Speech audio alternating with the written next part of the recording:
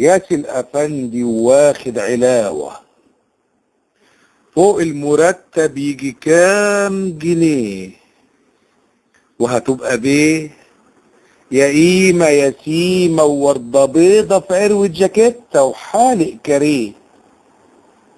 ياسي الأفندي ياسي الأفندي عايزين زيادة لأجل الزوادة، وكمان زيادة لأجل الغموس، عايزين فلوس لأجل الدروس، وزود شوية مصروف العيال، مواصلات غالية علشان الصلاة، وطرق زحمة وآخر مرار، ولا الخضار آخر تناكة آخر دلال، البامياويكا والكابتن خيار والحاجة قوطة آخر انبهار. ياسي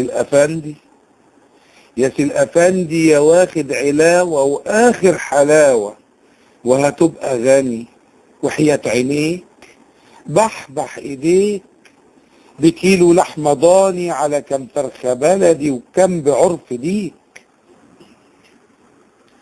ياسي الأفندي يا قيمة يا سيمة وآخر قلاجة، هي العلاوة فيها كام جنيه؟ رد الأفندي يا مرات الأفندي وآخر جمال، يا قلبي يا كبدي يا ام العيال، شفت اليتيم وسط العيال لما ابوهم يديهم جنيه؟ هي العلاوة يتيم الأفندي ماسكه بإيديه، هي العلاوة يتيم الأفندي ماسكه بإيديه، نفسه يشيله يحطه في عينيه، بس الحكاية مش علاوة، ده السوق بيبلع وآخر غلا، ويزيد السعار يزيد الكوى.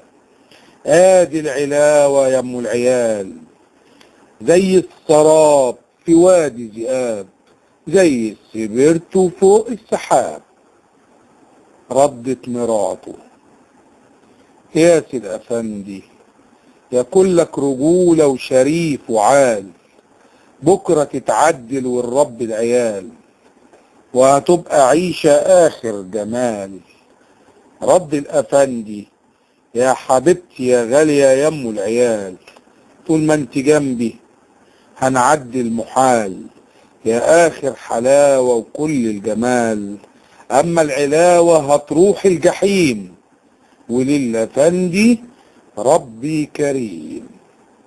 قصيدة ياسي الأفندي للشاعر مختار فودة.